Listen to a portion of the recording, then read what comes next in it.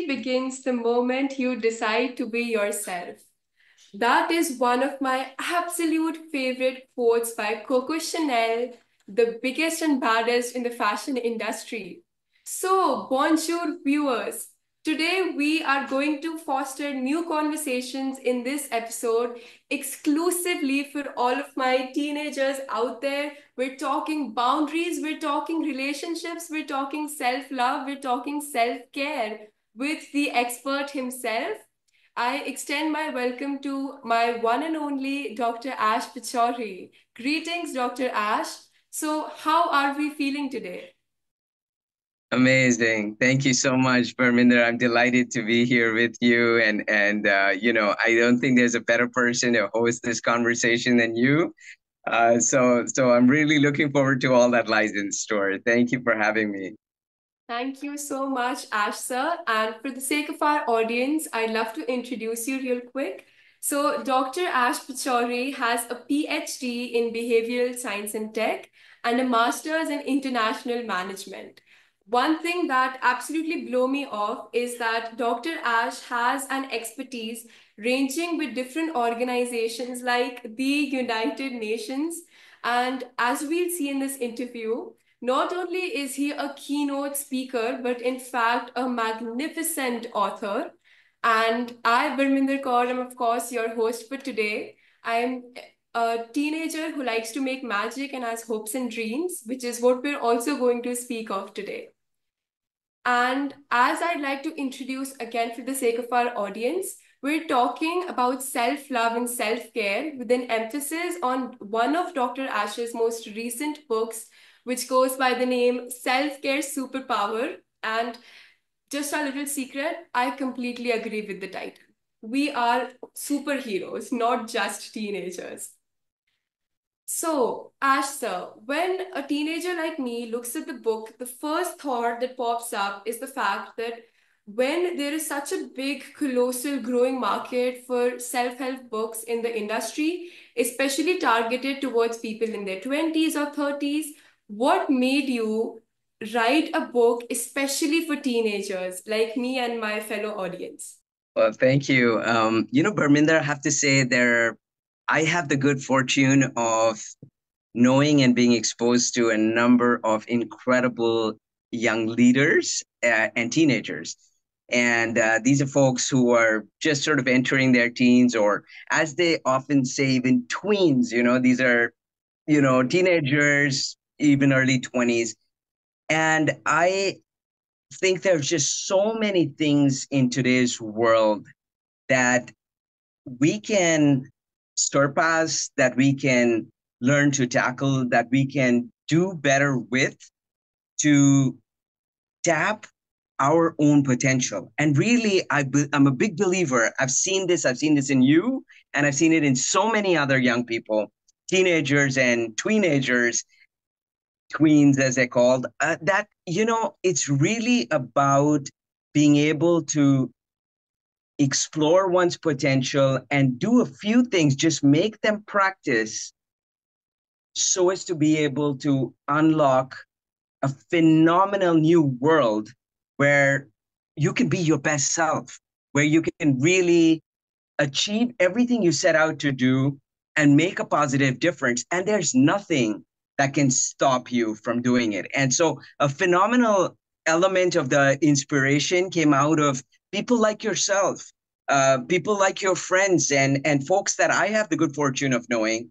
And I know just a few tips, tricks, and practices can make all the difference. So that's where the idea emerged from.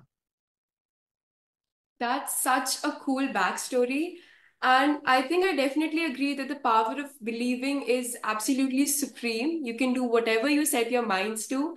Just a little takeaway from our meeting already. And when we talk of tuning into your highest self, when we talk about self care, especially with young and vulnerable teens like myself who do want to prioritize it, I've often noticed among my own friend group, and I think the viewers must have too, that if not adults, then peers themselves come up with all sorts of labels for self care. They call it expensive, they call it brand or luxury driven, they call it frivolous, and most of all, they call it selfish, which holds us back. So, what's your advice to this part of the viewers who want to cope with it but feel shy or like they're completely listless? Yeah, that's such a great question, Barminder. You know, one of the perceptions of self-care is that it's selfish. And oftentimes that's where the controversy internally and even externally happens, you know. But just simple things, learning to say no, learning to make sure you get the rest when you need it. All of these things are so fundamental. And really have to say, this is something we learn at a point when we're in our early teens, and they become practices that we carry for the rest of our lives. And it's so easy to forget where the issues started and then how they manifest and magnify as we grow up. So it's so important that we address these issues as young people, as teenagers, and start practicing just two small things that will make a difference, not only in interactions with peers, but also with adults in social circumstances and professionally. You know, at the end of the day, we spend a bulk of our time studying, we're going to school, we're doing all of these things. For what? Because at the end of the day, you have to be able to survive in the world in a professional context, in a social context, and that's real life. So it's so important to break free from that mindset that self-care is selfish. Self-care is a matter of making sure we are full. When you are full, you're able to give the world. You're able to give the world your best. You and be your best self in that process. And so these are really steps that we take to to make the most of ourselves and what we have to offer the world. And it's to be done at this stage in one's life. So I just want to say the timing of this in terms of looking at teenagers and teaching us these baby steps, which ultimately become lifetime practices, are indeed a superpower. This is our superpower. So, you know, unlock it and make the most of everything that life has to offer you and everything that you can offer life. Yes, to all my fellow teens out there, I think this is a reminder for all of us that if adults, teens, children, we cannot pour from an empty cup. We owe it to the people around us for them to have our best self. And I think being yourself and being your best version is the best way to make it happen. And Ash, sir, as you said, we do all of these things. We work so hard, we grind every day for what? To survive in this world and lead successful lives. Speaking of success, I myself am a person who's going to cut up pictures of my idols, put it up on the walls, look at it every day. And when we talk about inspiration, I know for a fact that all of these successful people, as I mentioned, Coco Chanel herself, talk a lot about drawing healthy boundaries and learning to say no, which is, of course, centric to self love, right? But I noticed that the moment you turn 13, the terror of acceptance, validation, and popularity comes into play. And even the best of us begin to chase things without coming from state of self-esteem, as you mentioned. So, what are some simple ways that I can establish and maintain my healthy boundaries as a teenager? This is probably the key thing. And let me tell you, Barminder, you know, this is something that follows us all our lives. It's always about, you know, acceptance, being embraced by, you know, peer groups and so on and so forth. And so we're always striving to to be embraced by groups or people or cultures. Or I think it's really important to keep in mind, and I know it sounds easier said than done, but believe me, when you start to practice it, it could be more natural. The most important thing is to be yourself. And I know it sounds really simple. And believe me, when you start to practice it, it is. That's why it sounds simple. It's really important that you be yourself, no matter what you do or you think through your lifetime, trying to be someone you're not is always visible. You may not know that. You may succeed in fooling yourself, trying to be someone you're not. But at the end of the day, it is always very evident to everyone who gets to know you. So the greatest gift that you have to offer the world is yourself. Being true to oneself is actually more challenging in some ways than being someone we're not, but very temporarily. Let me assure you of that. In the longer term, it does one no good because number one, people know you for trying to be someone you're not. And even though you may sort of momentarily or instantly be quote unquote accepted, in the longer term, it takes you nowhere because people will know that's not true to who you are. You know, you're trying to be someone you're not, you're trying to express something you don't really believe in, and it goes with you for a lifetime. So I'm only going to say it's really important for teenagers in particular. Remember, whatever you put down in social media, you know, this is curated and curated and curated, and it looks so good. And oftentimes people spend time saying, oh my God, I am not really, I don't match up to this, and I'm less than perfect. And the rest of the world is perfect. But at the end of the day, Barminder, that's not how it is. Okay. All that goes up on social media is painted and is curated and is fine-tuned and it's edited and all the rest of it. Real life is this. And the only way we can succeed in real life is by being true to oneself. And that's the greatest gift you have to offer the world. So I'm just going to say, with all the pressures that come of trying to be, accepted to groups or fitting in and all the rest of it, the greatest fit is you to yourself. So, your success in Superpower really is lies in being that person who is unique, that person who has a gift, the person who is loved the moment you're honest to yourself. And most importantly, you love yourself for it. And that is something that nothing else in this world is parallel to. I completely agree with you, Ash sir, but I feel like when we talk about self-acceptance, looking at yourself in the mirror and feeling like, you know what, that's all I ever want to be, insecurities also do come along. And sometimes we keep on falling into this rabbit hole of flaws and insecurities, especially when we try to sit with ourselves and spend some alone time, right? So, what are some daily habits that we can maintain with consistency to foster self love out of authenticity to uniquely be oneself and eradicate this never ending fear of being disliked? What if people don't like me and what if they don't accept me? Yeah, and that's a reality of life. And you're absolutely right. At the end of the day, when you sit down by yourself or you're left alone with your thoughts, you're thinking, I'm not, I'm not that great person I'm trying to be, or what if they don't like me, or what if they don't accept me, or what if I don't fit in, and all of these thoughts that sort of become so absorbing that sometimes we can't see beyond. And there's a lot of things, Barminder, that we can do in our daily lives which make a difference in not only simple practices that help us remain even and keep, on a balance, but also help remind us of the beauty we have to offer this world. And here are just a few.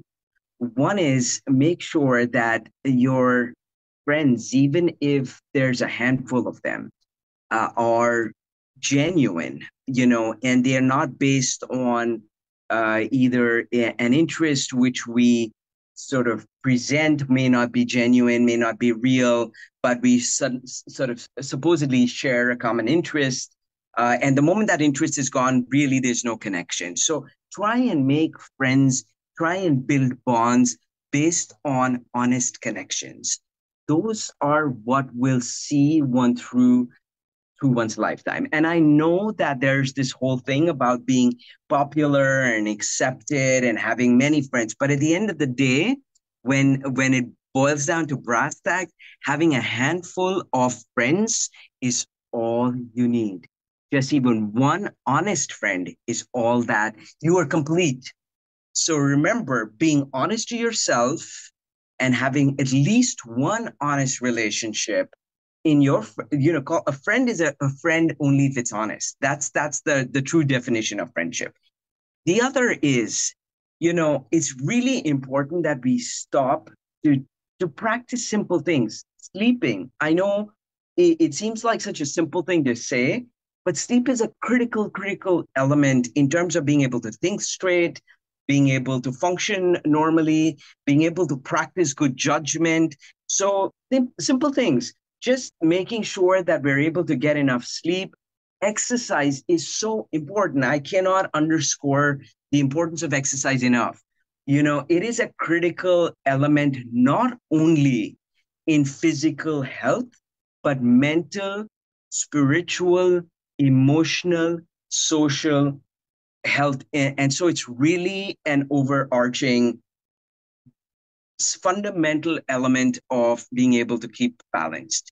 And we know that science very clearly indicates that exercise, in fact, releases a number of endorphins, a number of, feel good hormones also, which are very essential for keeping your mind healthy.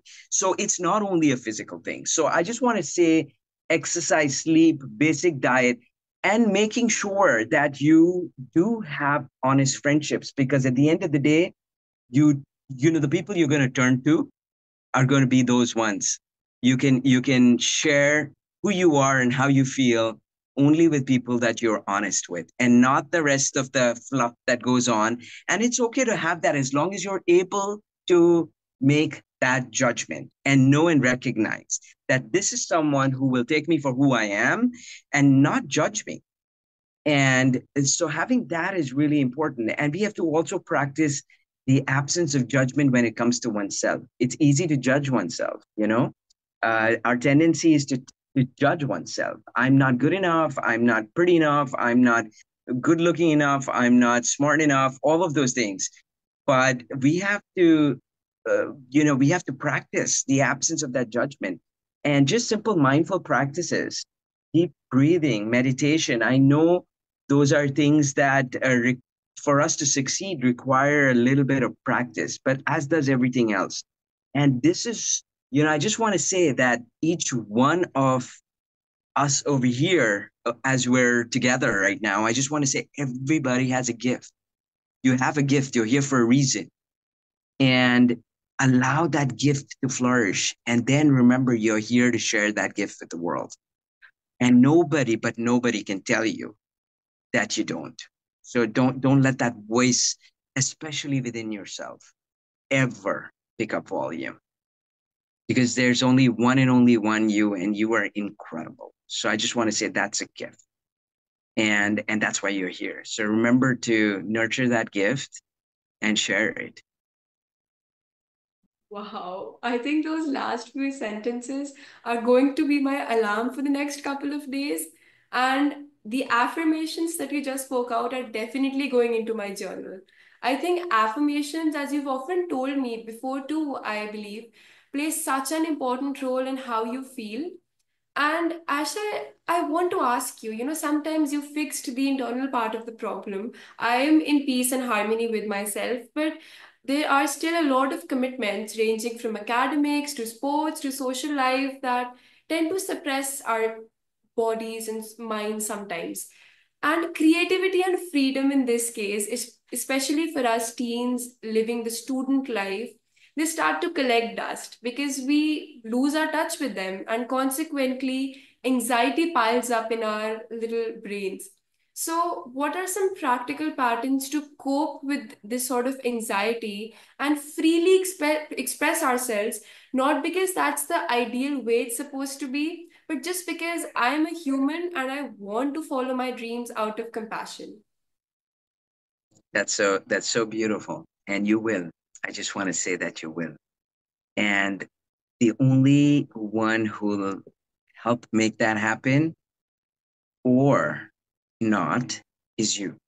And I just want to say, you're absolutely right. Barminder, it's very sad, but the pressures of school and then the pressures at home and then the pressure socially and then peer pressure and teacher pressure and then tuition pressure and a million other pressures just tend to take over. So what can we do that will help us, switch off when we need to switch off, set ourselves free from all this pressure when we need it ever so often, and we need it in regular doses, because otherwise it's very easy. It's one of those quicksand situations. We get sucked in, and then when you get sucked in, you can't even look out. You're not even able to remind yourself that you need to set yourself free from it. So that's why daily practices, and routine practices for breaking free from the monotony of one's routine, the pressures of one's routine, are so important. And the moment you start to make them part of your practice on a daily, regular basis, you know what? You're caught in that rhythm. And the moment you have that rhythm, you can build it up and you can balance it and you can take it forward. So you don't have to take a whole big leap. Take baby steps.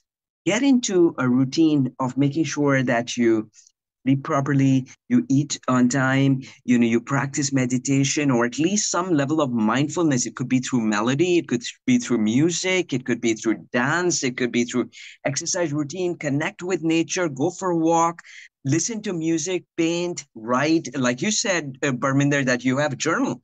I think that's a very creative form of expression.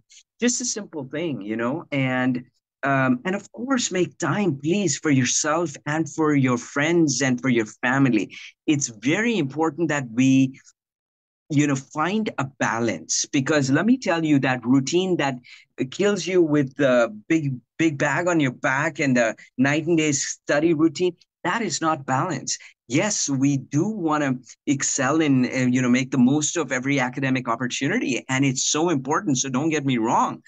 But at the same time, the only way that you can really excel at being human, at being a person, at being a friend, at being a daughter, at being a sister, at being a brother, all of those things is to have all of the elements that make up life, or you're not living a life, certainly not one that's full.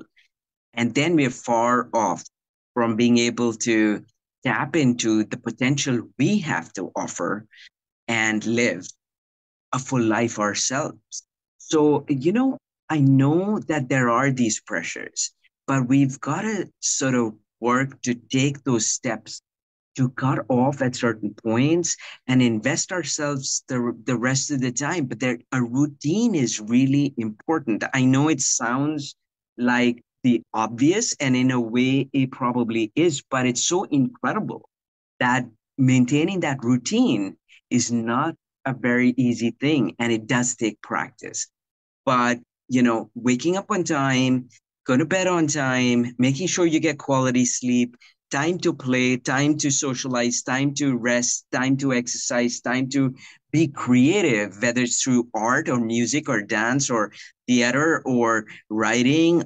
And that's where we release we find our best selves also, to be honest. So, what we need in the world today, with all the pressures we live in, is the most creative people. So allow that person to flourish, and you have it.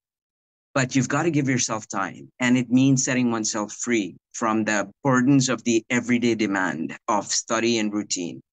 And it is about, sometimes you're just going to have to force yourself to say, okay, I switch off at 3 o'clock, or when I come back from school, I eat my lunch. And then for the next 2 hours, I'm just going to take a break. I'm going to do things that I love doing. And spending time with oneself is an important part of that. And learning to love oneself at that time we're alone together, just me and I, is so important. And the moment you let that shine within yourself, you'll see it radiate outside. And that's when the rest of the world will see you for who you are. And there's nobody else like you. I completely agree. I think all of us radiate what rests within us. And, everyone listening to this right now would feel like you're completely, perhaps even reading their minds or, tuning in, coming to our level, understanding what we want to tell you. But as teens, sometimes, as you just said, we want to have fun. We want to be all the rage and look totally cool, be catching up with trends and all of those things. But somewhere between the generations, teen years are evidently the time when kids begin to draw this veil between their parents and them. And this dearth of transparency, as I've seen in a lot of even real life examples, causes childhood trauma. And as you mentioned, in later years, it is something very difficult to cope with. So, how do you think both poles to this conflict, even parents and teens too, should heal their bond with this issue? Yeah, it does happen. Parminder, you're absolutely right. We all go through it, every single one of us. And there's a phase we go through in our lives where, all we want to do is be cool. And frankly, at that moment, being with one's parents is not the cool thing to do, right? So we we don't want to be hanging out with them, and we don't want them to be seen around. We want to be hanging out with friends, and that's the way that the cookie crumbles, as they say, so I totally agree. And it's like we all go through being babies, and then we learn to walk and we learn to eat. I mean, so that's a phase of one's life. The only thing that I'm going to say, and this is why I think self care just becomes so much more important at this phase in one's life, because it is a phase like we go through many other phases in our lives, when we're sort of navigating a number of things, and we're trying to find our way, and things can go, they can go south too. So we have to be real careful. The only thing that I'm going to say is it's cool to be with your friends, and it's cool to be seen among your friends, and it's cool to enjoy fashion. Why not? And the best music and the best, whatever it is that you're able to do within your means, I think it's totally cool. And why not enjoy it? Have fun, find yourself, and it's so important to have fun. It's so funny that we should have to say having, make time to have fun, but it's really important to enjoy. And I would say, in fact, have fun in everything that you do, because if you can do that in every dimension of your life, frankly, you're living a life worth living, and that's a great success. So do it. The only thing that I'm going to say is that it's real important to remember that this is a phase. And at the end of the day, it's the people who count who were with us, and family is very, very key, because the folks who stick with us through everything is family. And so to recognize that, and be thoughtful and mindful in the decisions one makes, and the judgment uh, in the form of those decisions is very important. And remember, you're a beautiful soul. So being sure that you are not hurting people, especially those that matter the most, is really important. Be yourself, enjoy yourself, have fun, have friends. Yeah, and I know, hang out with them and enjoy it, and be devoid of parents and big brothers and sisters and all of that at that moment. But remember that it takes very little to to to break solid bonds. It takes a lot of work to build them. So I'm only going to say be mindful. Don't hurt people in the process. It's okay. We all go through phases, but remember what really counts. And families stick with us through thick and thin. And I remember my dad once told me when I was a kid, a teenager, by the way, he said it's one for all and all for one. I was going through a phase which was a little difficult, and what he wanted to tell me was that family will stick together no matter what. We're one for all and all for one. And remember that really that's what families are about. So always be kind to yourself and to the people who matter and be kind to people, and especially to those who matter. So it's absolutely fine to have fun, and I would say you must, but remember that feelings are for real, and it takes small things that can can break relationships also. So always be mindful of that and be thoughtful and avoid hurting people, because I it doesn't matter who it is, but certainly those that are important. Of course, I completely agree with the fact that these are the sublime days and nights in a life that never die. And our generation is all about adding life to our days. But honestly, I would not mind. In fact, I would think it better to have my loved ones and my family as a big part of the picture. Thank you for reminding us for that. That is beautiful. And now that we are talking about bonds, let's talk about something mainstay. So, for all the teenagers out there, I hear you. Let's talk about relationships. I know there is so much drama about it going on everywhere. So, let's draw the curtain on this. What do you have to say to teens about building actually healthy relationships, especially with each other? Yeah, yeah. I think that is very closely connected, Barminder, to a lot of what we talked about.